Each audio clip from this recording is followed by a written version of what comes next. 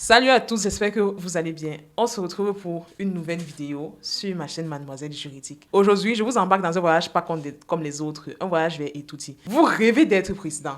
Vous vous demandez comment on devient candidat.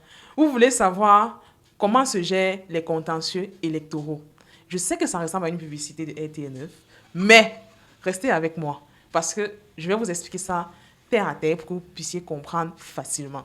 Nous allons commencer par le fait d'être candidat à la présidentielle. Comment peut-on être candidat à la présidentielle au Cameroun? Il y a différentes conditions qui sont réparties pour deux cas de figure. On a les candidats investis d'un parti politique. Le candidat à la présidentielle doit être un Camerounais, naturellement. Il doit avoir 35 ans. Il doit jouir de tous ses droits civiques et politiques. Être en règle avec les obligations fiscales. Éviter la fraude, s'il vous plaît. Avoir un casier judiciaire clean et avoir résidé de façon permanente pendant les 12 derniers mois au Cameroun.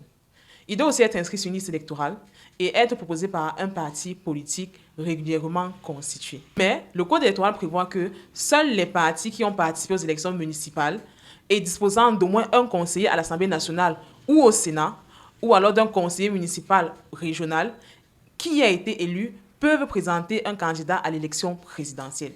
Donc vous voyez que ce n'est pas juste le fait d'avoir un parti. Il faut que ce parti respecte cet élément-là. C'est une façon en fait de s'assurer que le parti a une réelle implantation territoriale.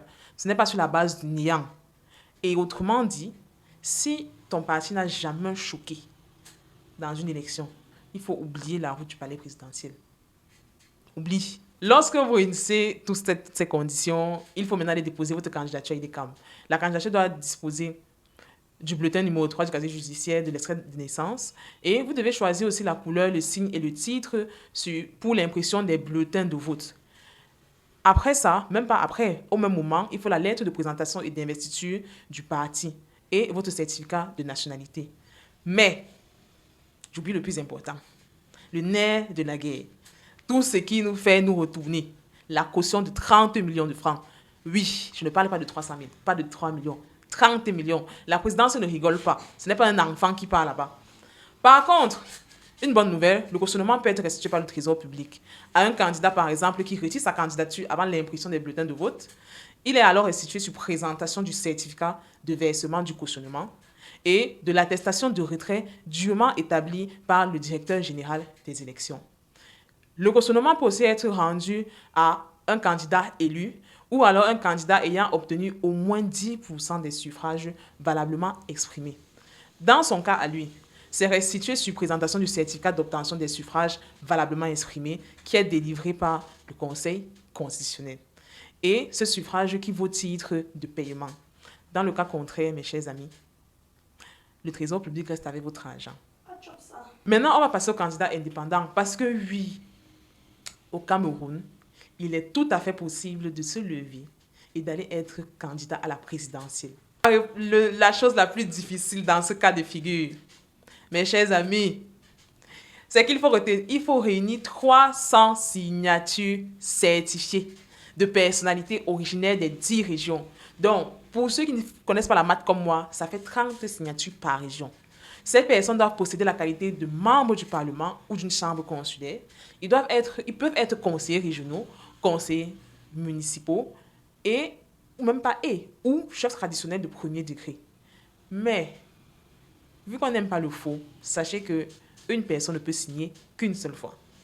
Nous allons donc passer à deux organes que vous connaissez tous, l'IDECAM et le Conseil constitutionnel. Qui fait quoi? Il faut savoir que l'IDECAM est l'organisme chargé d'organiser les élections au Cameroun. C'est vrai, je me suis répété, mais c'est pas grave. C'est un peu comme un arbitre du match, mais aussi le gestionnaire du stade. Et il ne dépend d'aucune autre autorité. C'est très important de le signaler. l'IDECAM établit les listes électorales. Il reçoit les candidatures, organise le scrutin et transmet les résultats au Conseil constitutionnel. Ce fameux conseil dont on parle ces derniers jours. Le Conseil constitutionnel est, lui, le juge suprême du jeu électoral.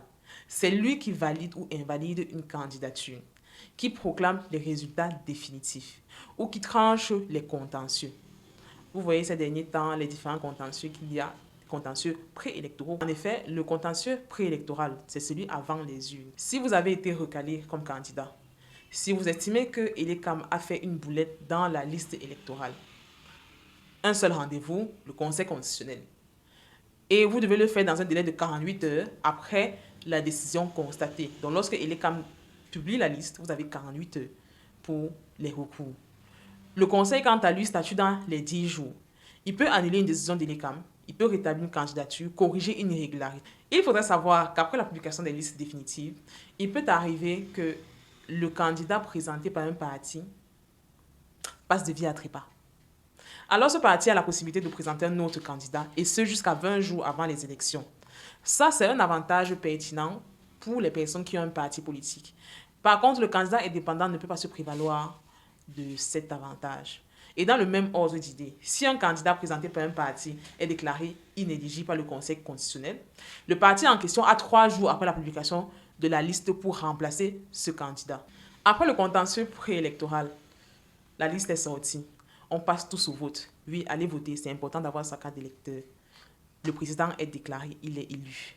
Est-ce que c'est fini? Non. Les résultats proclamés par Elekam peuvent être contestés dans les 72 heures après la publication des résultats provisoires.